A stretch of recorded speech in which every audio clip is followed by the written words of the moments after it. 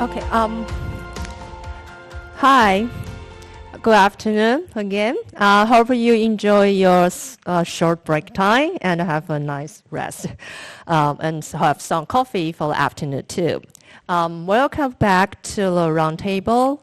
Now it's the time for our second panel, and the topic is Dissent in China's target and marginalized communities. And Tio Zhang Chi of Freedom House is the moderator of this session. And in this panel, actually, we have two panelists. Mr. Engabatu Tokchak will join us here in this conference room. And there is Ms. Siri Somu. She will speaking and sharing online remotely. So please welcome our guest of panel 2. Hello, testing. Okay, and thank you, Lulu. And first of all, I just want to say thank you to all and all of you for making the time. Not only people who are here in the conference room, but also folks who are participating online from all over the world. So in this panel, as you can see, we are going to talk about dissent in China's targeted and marginalized communities. Despite several restrictions on religious and ethnic minorities in the PRC, people in these communities continue to push back. Since June 2022, CDM has recorded dozens of dissent among Falun Gong petitioners, Tibetans, Christians, Muslims, and ethnic Mongolians. So today we have the honor to invite two experts from different communities to share about the dissent in their communities and to help us better understand the current situation in the targeted and marginalized communities in PRC. So our first panelist is Sering Somo. He is joining us from Paris. Welcome, Sering. And Sering has been the executive director of Tibetan Center for Human Rights and Democracy since 2011. And Somo has more than 2 decades of experience working on human rights monitoring and documentation in the Tibetan refugee community in India. She has previously worked at the Tibetan Women's Association, Central Tibetan Administration, and the Bureau of His Holiness the Dalai Lama in New Delhi. And Somo was born and raised in India by her refugee parents and educated in Tibetan home school, Delhi University and New York University. And our second panelist is Egambatu. He's here. And Egambatu was born in southern Mongolia and moved to the United States in 1998. In 2001, he established the Southern Mongolian Human Rights Information Center, a New York-based human rights organization dedicated to promoting and protecting the rights of the Mongolian people in the southern Mongolia. Currently, he is the director of the SMHRIC and the chief editor of the organizational newsletter called Southern Mongolian Watch. He has testified on human rights condition of Southern Mongolia before the United Nations Human Rights Council, United Nations Permanent Forum on Indigenous Issues, UN Forum on Minority Issues, and UN Committee Against Torture, and European Parliament in several years. So in 2002, he testified before the Congressional Executive Commission on China. His work includes the translation of Way Out of Southern Mongolia and Genocide on the Mongolian Steppe. So please welcome Sering and Egambatu. So give me applause. So my first question for both Sering and Egambatu is, may I invite you to share a little bit about your organization? What issues are your organizations focusing on? Let's see, maybe start from Egambatu.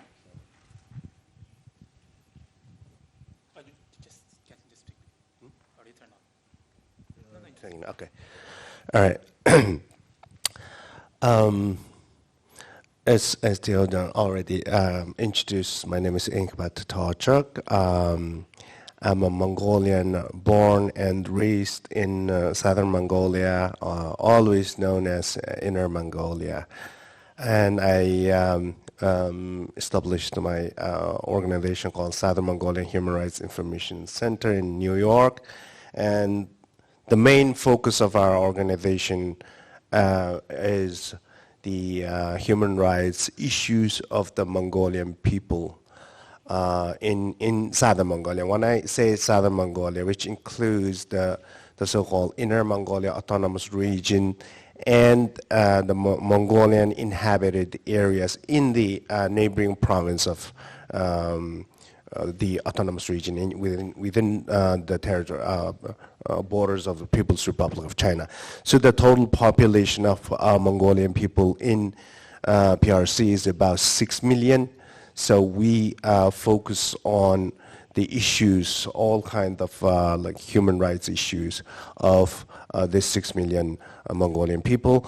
And the major issues we focus on, including like human rights violation cases, and also protests, dissents, and resist movement of the Mongolian people, including like herders protest in the rural Mongolian areas, and then just protest by the students and ordinary people for their right to use their language and maintain their identity and practice their traditional way of life and so on. So these are pretty much what we are focusing on in the past 20 plus years. Yeah, thank you, Gembatu. And I would like to invite Sering. Can you hear me? Oh, yes, I can hear you. Hello, everyone. Thank you so much for organizing this important and timely roundtable. I would like to congratulate the organizers and everyone associated with this event for making this possible. And I'm really honored to be here representing Tibetan Center for Human Rights and Democracy in particular, and in general Tibetan people. So the Tibetan Center for Human Rights and Democracy is an NGO founded in 1996 in Dharamsala, India. So we are committed to advancing human rights and democracy in Tibet and the exiled Tibetan community by empowering Tibetan advocates and by monitoring, documenting, and campaigning against human rights abuses. We publish reports and document human rights violations that lead to evidence-based campaigns to hold Chinese authorities accountable. We empower advocates for human rights and democracy by facilitating knowledge sharing and capacity building workshops and trainings in the exile community.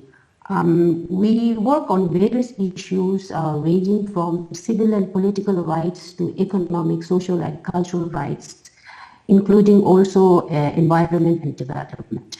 Thank you. So yeah, thank you, Gembatu and Sering. So I think both of your organizations are mainly focusing on the human rights in China or outside China. Okay, and of course you advocate for the human rights through different channels in the different mechanism. So my next question is, we have learned from the last panel that among Han people in China, labor rights and stalled housing most frequently motivate collective dissent. So, but the issues that evoke dissent among Mongolians and Tibetans in the PRC are different. So please talk to us about these issues. Maybe. Okay. Yes, we've heard from the previous panel that there have been a lot of protests and dissent in China. Well, mostly I call China proper, because when it comes to dissent in Southern Mongolia or the so-called minority areas, the nature of the dissent is a little bit different. For example, in Southern Mongolia, there have been a lot of dissent and protests, resistance movement. but the nature of this descent in southern Mongolia is mostly for the survival of the Mongolian people as a whole. There's of course there are some individual cases for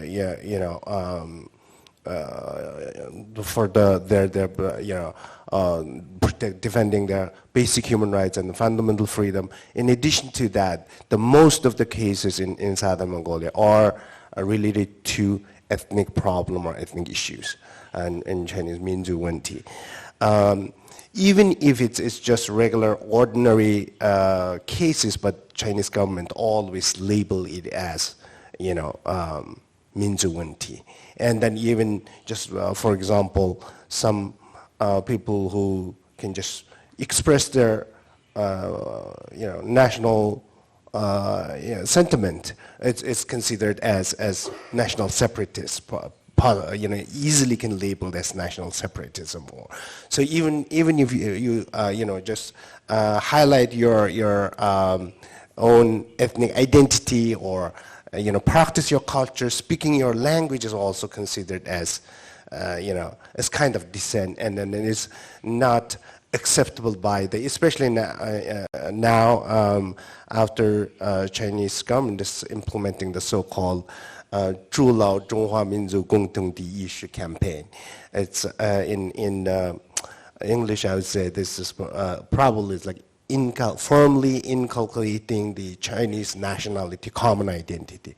Under this policy, highlighting your own ethnic identity, and then your emphasizing your ethnic culture. And speaking your own language is considered as inconsistent with the spirit of the 筑牢中华民族共同体意识. So there have been a lot of protests and dissent in southern Mongolia. For example, in 2020, the Chinese government started implementing a new round of language policy called the second generation bilingual education, and then Mongolians in southern Mongolia, almost the entire population stood up to this policy, and then students took to the street. Estimated about 300,000 Mongolian students took to the street, and parents across the region boycotted school and so on. So other than that, there have been also sporadic, small scale of protests, and then even solo protests, through like social media have been always widespread since then. Yeah, thank you. So how about Sering? Can you share some of your thoughts?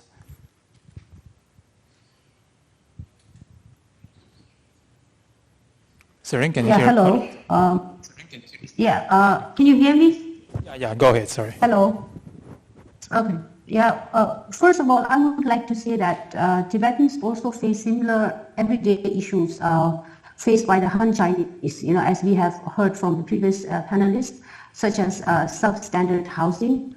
In fact, our organization has documented cases of Tibetan farmers and nomads petitioning against poor quality housing provided to them by the government under the so-called nomad resettlement policy.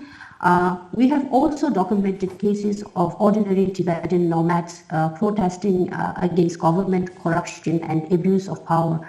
I'll give you an example of Anya Senda, who is a popular Tibetan anti-corruption activist. He was sentenced to 7 years in prison in December 2019, along with 8 other Tibetans for carrying out a successful grassroots campaign against the embezzlement of poverty alleviation funds by local authorities in his hometown in Qinghai province, in the Golok Tibetan Autonomous Prefecture. But because of historical and political reasons, Tibetans are facing different and I would say more urgent issues and challenges that concern the very survival of their cultural, linguistic, and religious identity. But generally speaking, Han Chinese do not face the problems and threats that the Tibetans and other so-called ethnic minority groups face, such as something as fundamental as choosing a mother tongue-based education for their children, or expressing love and pride for one's culture and traditions. So in today's PRC under Xi Jinping's Sinicization policy, just to assert one's identity as a Tibetan is considered a criminal offense. Then there is the issue of official practice of discrimination against Tibetans on the basis of their ethnicity.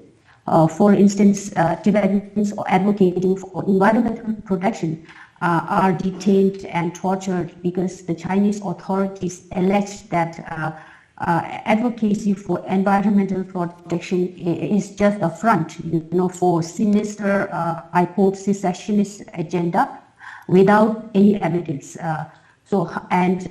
Also there are Han Chinese lawyers who are too scared to represent Tibetan political detainees due to government reprisals.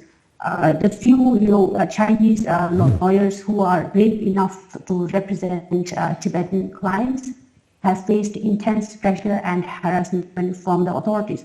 So everything associated with Tibetan is considered politically sensitive, and every door is closed. If you are a Tibetan, you wouldn't find a lawyer to represent you. You will have no access to due process. So from all corners, you are cornered. Actually, you have no way to seek redressal. No way to challenge your grievances, to approach the authorities. It is a really, I'm just being mild here in my expression when I say that it's really tough out there, being a Tibetan in today's PRC. Thank you. Yeah, thank you, Sering. So we have heard from Batu and Sering that Mongolians and Tibetans are fighting for the survival of their ethnic communities, and especially for fighting for their mother tongues and fighting for their ethnic educations. And a follow-up question is, what is behind this, the reason? Could you please share further why these protests occur so frequently? So what are the implications? So the reason why there have always been so many dissent or protests in particular in Southern Mongolia is that Southern Mongolia is an occupied nation or occupied country. It's completely different from China proper. I think it's the same is true in Tibet and East Turkestan. These three nations were previously is now part of China, and so the issues are completely different.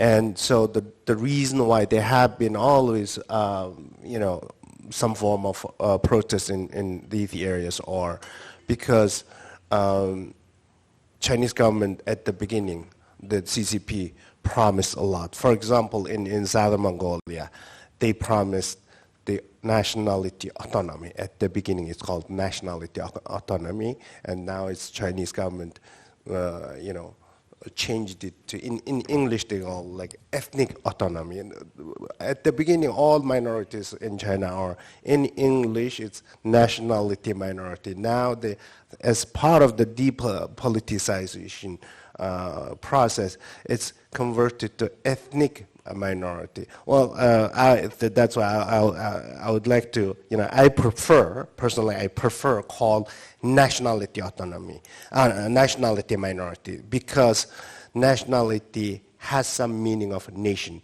These people were, previously as a nation, that they had their separate, political government, they had their own territory, they're different people.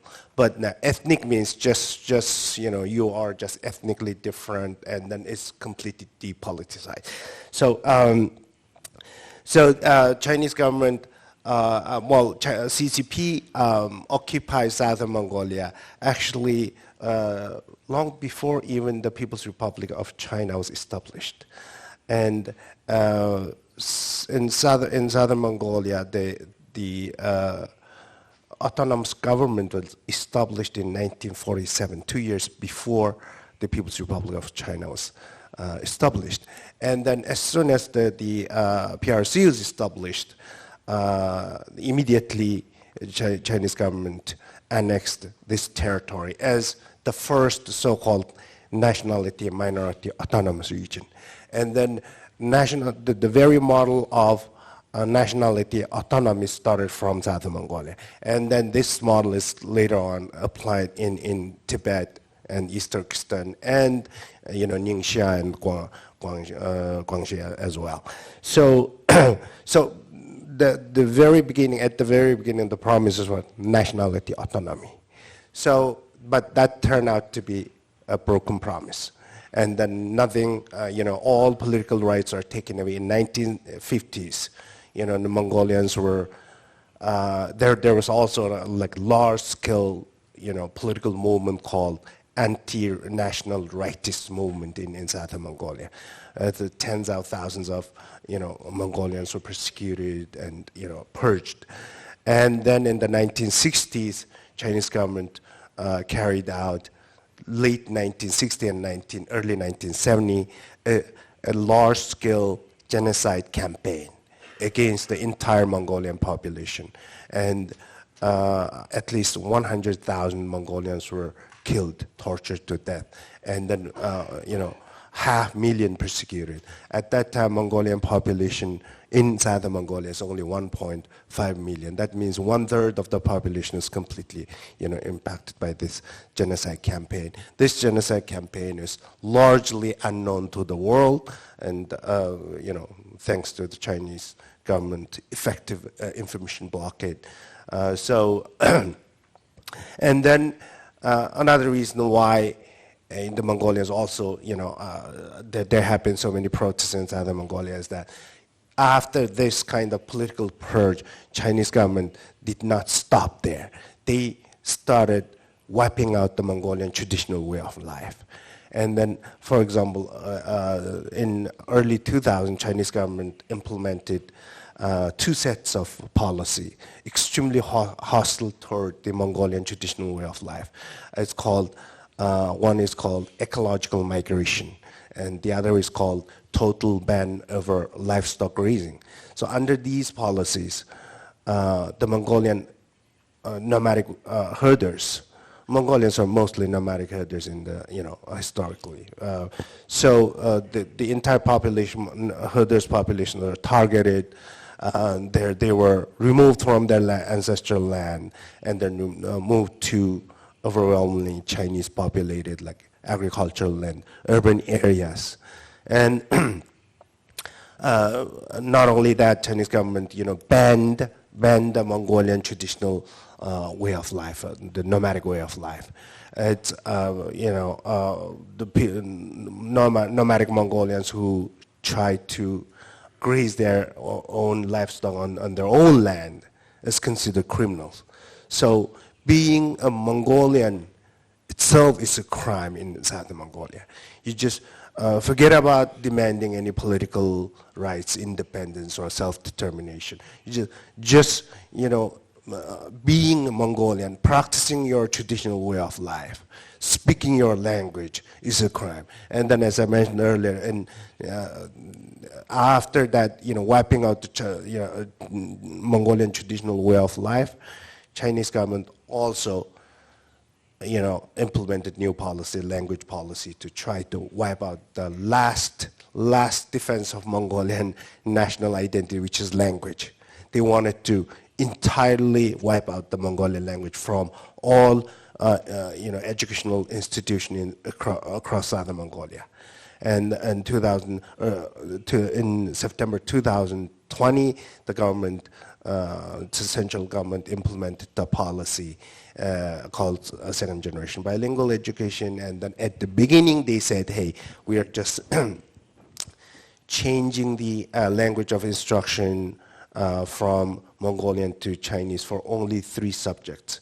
But that's ended up as a lie. And now we had evidence Chinese government is about to implement the new policy starting the September 1st this year to completely ban Mongolian language in all schools from kindergartens to college. So these are the reasons why Mongolians are continuing to dissent, and then this kind of dissent and resist movement will continue until Mongolians get their freedom. Yes, thank you, Batu. And Siring? Yes, I would agree with Batu that we need to acknowledge that whatever is happening in Tibet and elsewhere in other so-called ethnic minority areas is basically colonial policies and practices that are actually driving these never-ending protests. And I believe these protests are happening, if I put it very simply, it's because the Chinese government never really cared about addressing the issues faced by the Tibetans. The Chinese party state is only interested in maintaining its tight control over Tibet. And in that case, it is a deeply insecure power, regardless of the public image it projects internationally. But the answer to this question, again, is it's really complex, because we have to delve a bit into history, so I urge you to bear with me. So I think we have to go all the way back to the origin of the Sino-Tibetan conflict, and as Badu mentioned, all the broken promises made by the Chinese Communist Party to the then independent government of Tibet, and also I believe Mongolia. So in Tibet, it began with 1951. In 1951, the 17-point agreement was signed between the Chinese Communist Party and the then independent government of Tibet. So it was 2 years after the People's Liberation Army invaded Tibet. By the way, this is the only agreement that the Chinese Communist Party signed with an ethnic minority group, which again is an evidence of Tibet's historical status as an independent nation. So the agreement, although signed under duress and deception, contained some clauses pertaining to Tibetan autonomy in terms of preservation of Tibetan religion, culture, and also the assurances of not interfering with the traditional Tibetan institutions, such as the power and authority of the Dalai Lama and the Panchen Lama, who are among the most influential Tibetan spiritual leaders. So the 17-point agreement failed to live up to its promises because repression increased in Tibet, and which eventually led to the 1959 Tibetan National Uprising, and of course the flight of His Holiness the Dalai Lama and thousands of Tibetans into exile. And the Dalai Lama later rejected the agreement and reaffirmed his government as the sole legitimate representative of Tibet. And then we saw in 1984, China introduced the Regional National Autonomy Law that Badu referred to previously. So this law grants autonomous powers to local governments in managing their own affairs in the ethnic minority regions. But of course, a fully autonomous territory requires a locally elected legislative body, executive and judiciary with independent powers, and that has never been the case in Tibet. So the provisions of this law were never really implemented. In fact, all decisions pertaining to Tibet are still being taken by the Chinese central government, and the local Chinese authorities in Tibet merely implement these decisions without ever taking into consideration the interest and aspirations of the Tibetans. And then we saw in 2008 the major uprising that sparked protest all over Tibet, and the crackdown that ensued, in which hundreds of Tibetans were tortured, killed, and disappeared. And this crackdown led to the series of self-immolation protests by Tibetans. Again, these self-immolation protests were suppressed with more repression. And in all this, we saw the Chinese Communist Party made no attempt to consider, let alone address the grievances of the Tibetans.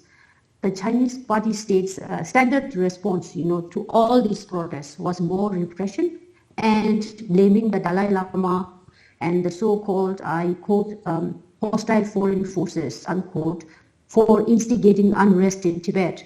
Again, without providing any evidence. In fact, I would like to mention here a research report published by a group of prominent Chinese lawyers and legal scholars in 2008. Among these legal scholars was the prominent Chinese civil rights lawyer Xu Tiong, who was recently imprisoned for the second time to 14 years in prison.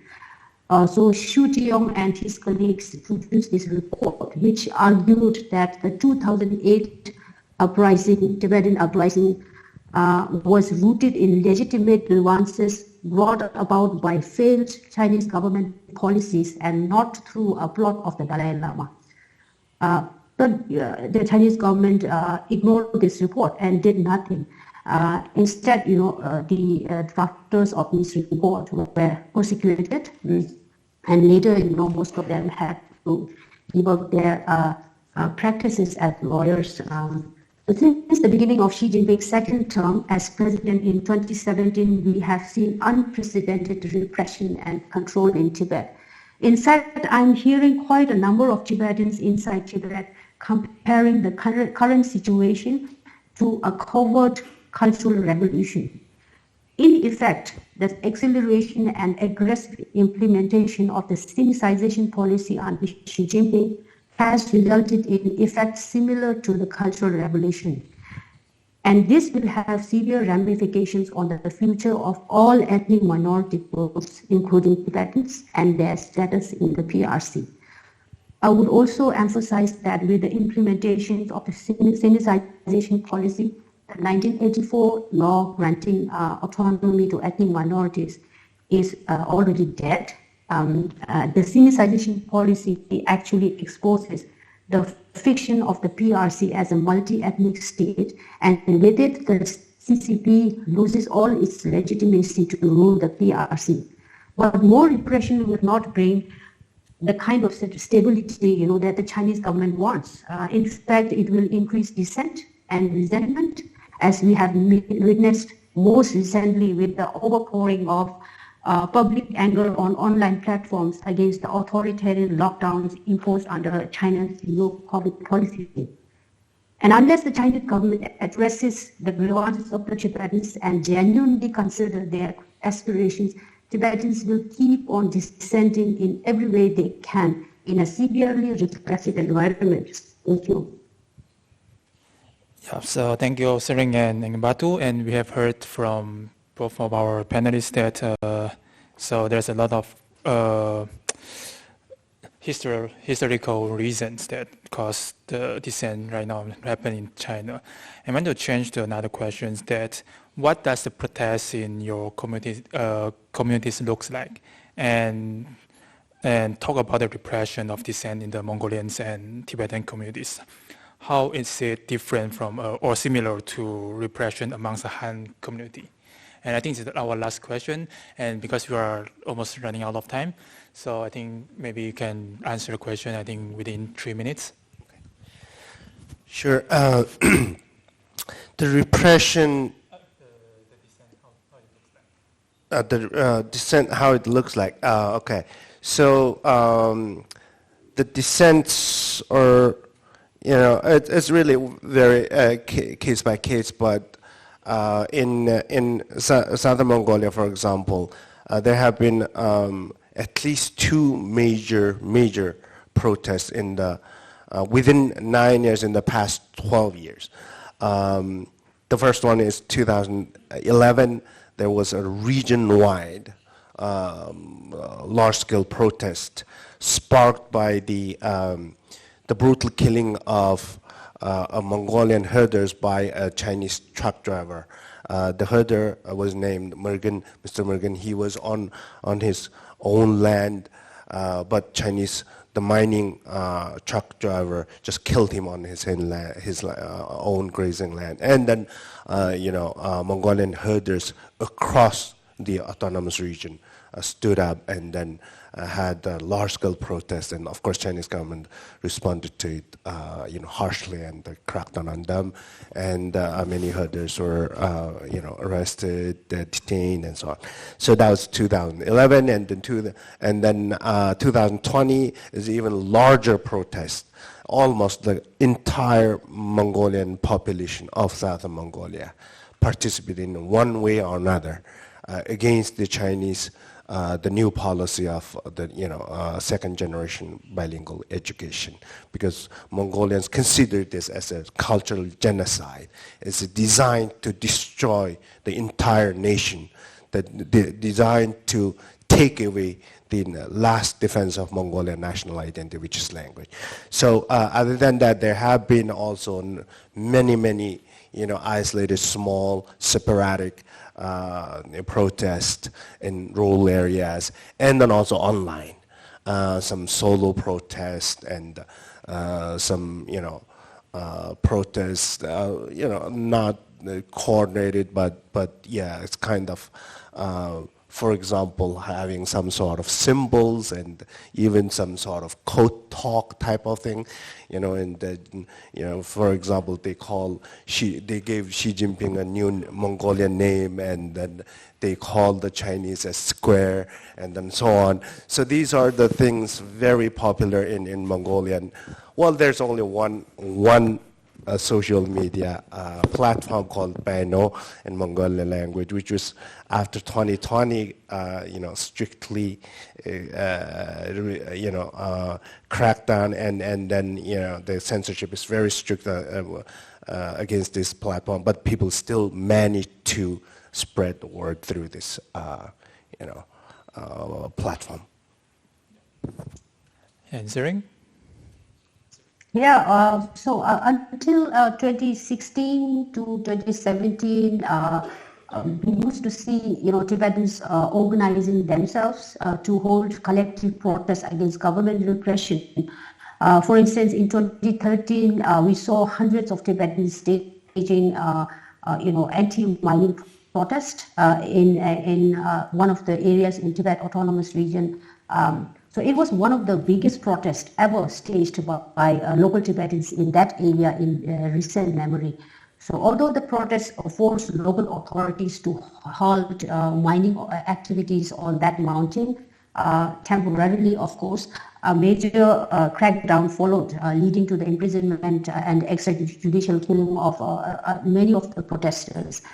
However, with increased mass surveillance and the use of collective punishment, the space for both online and offline protests have decreased to a great extent. We now rarely see any organized protests, as in mass protest. Now it's when I say collective punishment, I mean that it's no longer you, the person who is protesting or dissenting, who have committed, the so-called crimes against the state that will be punished, but your whole family members, your relatives, and if you happen to be a monk or a nun, your whole monastery or nunnery will face punishment. So this puts a huge pressure on dissenting individual Tibetans who now have to think about their family and relatives, who will be punished in various ways, including such as cutting off their subsidies, the government subsidies, or they will be fired from government jobs. In fact, I remember in 2015, local authorities in one of the counties in Tibet Autonomous Region, they passed a directive, actually announcing 3-year bans on harvesting caterpillar fungus. Now, this is the only major source of income for many Tibetans in these areas. So if they were caught maintaining contacts with their family members or relatives living abroad, they will not be allowed to harvest caterpillar fungus. So effectively, making it really difficult to earn their livelihood. So the punishment is really severe, and it's collective, systematic, and it's widespread. So for quite some time, after the authorities launched a widespread crackdown on self-immolations, a number of Tibetans, mostly monks, took to staging solo protests, which involves a lone Tibetan holding a portrait of the Dalai Lama or the Tibetan national flag, which is banned, and shouting slogans for a free Tibet or human rights for Tibetans. But these solo protests met with the same fate as the self-immolators. But online we see mostly Tibetan activists, writers, and public intellectuals expressing their opinions and often criticizing official policies. And for instance, I remember a prominent Tibetan who was actually a former political prisoner, before he was again imprisoned in 2018 for criticizing online about China's ethnic minority policy on his personal WeChat account. And in 2016, there was a young Tibetan writer called Lobsang Jamyang. He was sentenced to 7.5 years in prison just for expressing his views against the Chinese policies on language and ethnic policy. So although we now do not see many mass protests due to increased surveillance, it does not mean that Tibetans have resigned to their fate and that there is no dissent. But I think the dissent is now more scattered and less obvious because the government reprisals are unprecedented in its scale and effect, and accordingly the manner in which Tibetans dissent has also undergone changes. So any small openings Tibetans can find in this environment, they try to assert themselves, such as keeping photos of the Dalai Lama hidden somewhere, in their homes, or teaching Tibetan language to their children in the privacy of their homes. So I think the nature of dissent itself is changing, and Tibetans are finding ways to be, basically be innovative in how they express or practice dissent. Thank you. Yeah, so thank you, Egambatu and Sering. And so I think we are running out of time, but I also take some time to hear any questions from our audience. So please raise your hand if you have any questions to Egambatu and Sering. Is there a question? Really? I got reserved question. Okay, yeah, over there.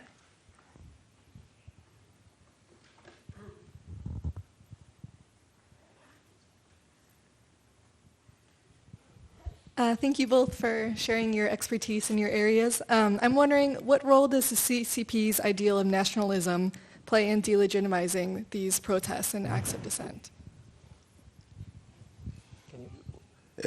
Sorry, can you repeat the question again, sir? Sure.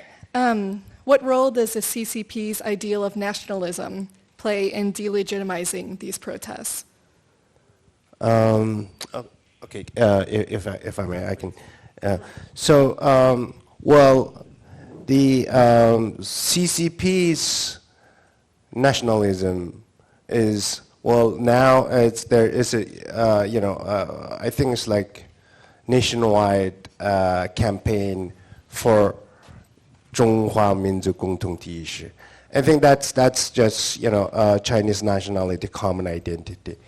To the Chinese themselves, it's not that the impact is not that significant because they are Chinese. And then, for example, one of the slogans is very interesting.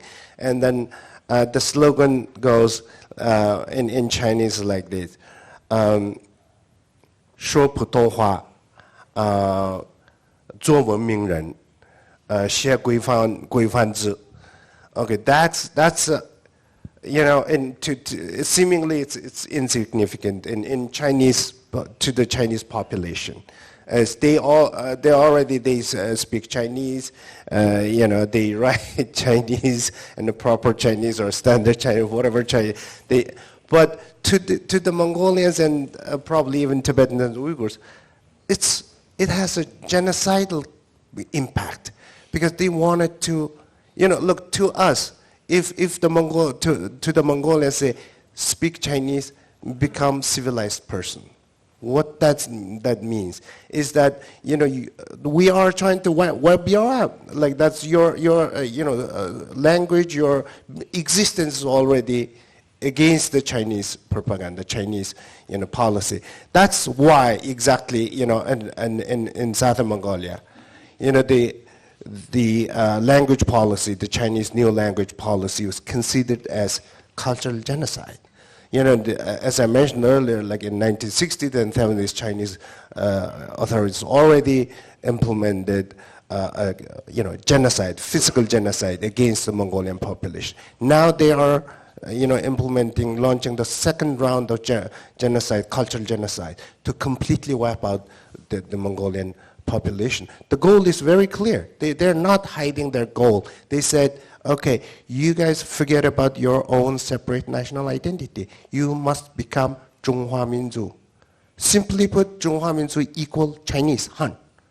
They are just, but they are not, you know, Chinese indirect way of seeing things is, you know, like even if it's Chinese, they will not gonna say become Chinese people or become Han. They say Zhonghua Minzu. Zhonghua Minzu is nothing but equal to Chinese. That's it. I mean, they just want you to, and then their so-called common language, 国家通用语言, which is Chinese. But they don't call it Chinese language. They said 国家通用语言, 讲汉语. The same thing. It's just forcing you to become simply Chinese. And then that's the Mongolians and Tibetans and Uyghurs, all, you know, people, ethnic, so-called ethnic minorities or nationality minorities who have their own language, own culture, take this as a genocide, as a cultural genocide. Yeah, thank you. And Serene, do you want to respond to the question? Yes, very briefly. I would like to raise the issue of Han chauvinism. You know, we have seen, like in the preamble of the Chinese Constitution, it has been clearly written that Han chauvinism should be avoided at all costs. I mean, in my words, but you know, something like that. So, what we are now seeing in today's PRC is Han chauvinism. You know, actually endorsed by the Chinese Communist Party, by the Chinese Party state. And this is manifested in the ways the policies and practices are these days in Tibet under the so-called policy of Sinicization. What we are seeing is that there is a systematic attempt to destroy Tibetan culture, identity, language. So in any respect, you know, we see this surge of Han chauvinism, and how, you know, it is visible in the way language policies are implemented, visible in the ways that Tibetan history is rewritten.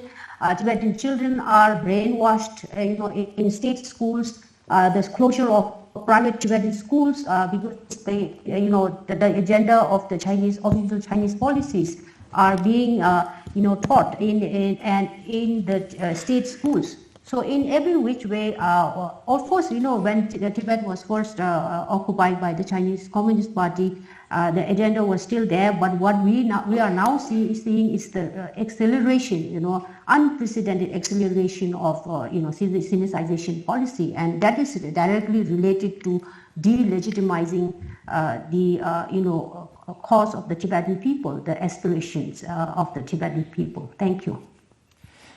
Yeah, thank you, Serene. And so we are run out of time right now, but I think I still need to emphasize that despite several restrictions on religious and ethnic minorities in PRC, but people in these communities are still fighting for their rights, and also I think it's also deserve our attention continually. Yeah, so I think it's come to our end of this section, and may I invite Kevin Stratton to do our closing remarks, and I think we'll, yeah. And give applause to Engabatu and Serene. Thank you. Thank you, Engabatu and Serene, for really insightful remarks. Obviously, those are sort of undergirded by many years of experience. They're both very experienced in documentation and research of abuses and dissent. in their two communities. So I hope we learned a lot from that short discussion. We're wrapping up here. I know that we're almost out of time. I just want to give a few quick takeaways for me from this discussion, and I'm hoping that you all have your own takeaways, and this has piqued your interest in thinking more about dissent in China. One takeaway that I have, and by the way, this is legitimately not prepared remarks. This is things that I've been noting down during these couple hours. So these are things that I really do feel like were highlighted for me during these discussions. One thing that sometimes I think people have this perception of China having a great amount of state capacity, and it does. I mean, as an authoritarian state, as a state in general, it does have a lot of state capacity, a lot of power to do a lot of things, whether it's infrastructure or control of the population. And I think it sometimes brings this perception, for one reason or another, that there's widespread consent that comes along with state capacity.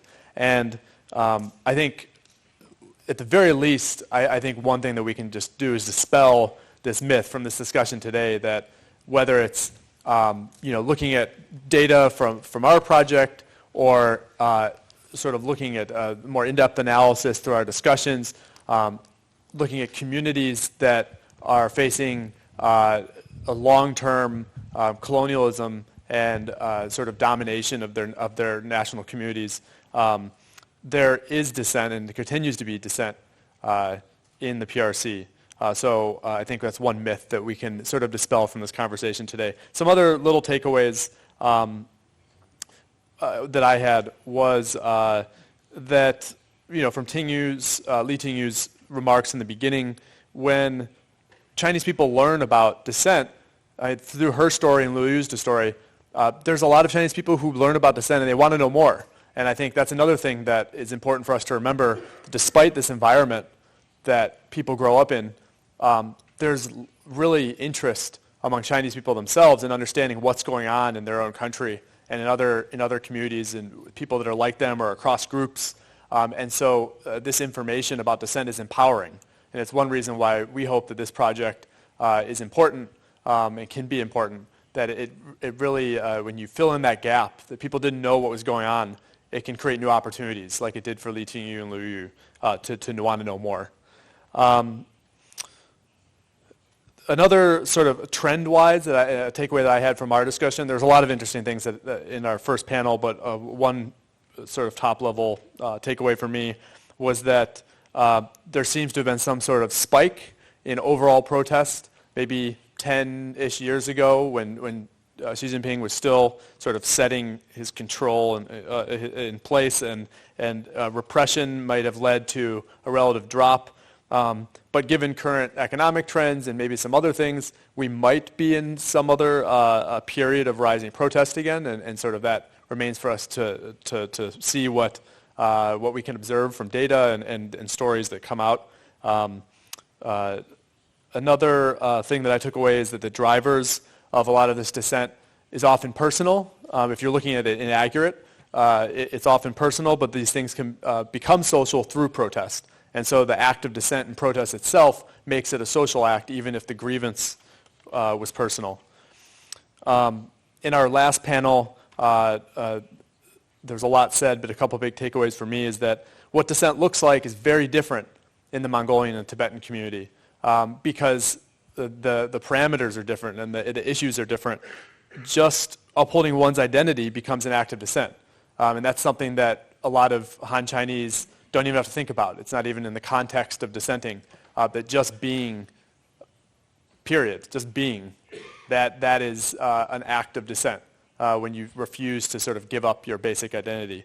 So the context matters a lot. And then the stakes are different, and that's something that Sering said, and I completely agree with, that we try to draw some commonality through these discussions about sort of basic parameters of what dissent means, but we can't deny that the stakes are very different when you're fighting for the survival of your community. So not all dissent has the same stakes, even though we're trying to bring these all together through our project and sort of give people an idea of the diversity of dissent. They don't all have the same stakes, and we have to acknowledge that. So those are some of the takeaways I have. I hope that this has been really informative. I hope that it opened your eyes maybe to some of the things that you might not have known that you can learn through this discussion and through our resource. I encourage you, of course, to check out more stuff that we've put together from CDM, and maybe you can find some other takeaways there and some other things that can pique your interest and be used in your work maybe in the future. The very last thing I'll say before handing it off to Lulu is that after this, the next couple days, we'll send a feedback form around through email, because most people left their emails. If you could, it'll be very short. We've already designed it. It's like 7 questions or something. But it would be super helpful to us to understand what this discussion meant to you and how it might have helped you increase your understanding about these issues. So if you could just take a few minutes in the coming days to complete that, that would be really important to us and helpful. Thanks again for taking time out of your day. Thanks for coming to the first roundtable on dissent in China. Yeah, thank you, Kevin's closing. Actually, I don't have further point. I just want to thank you all to join today's event, no matter you are here with us or joining the event online.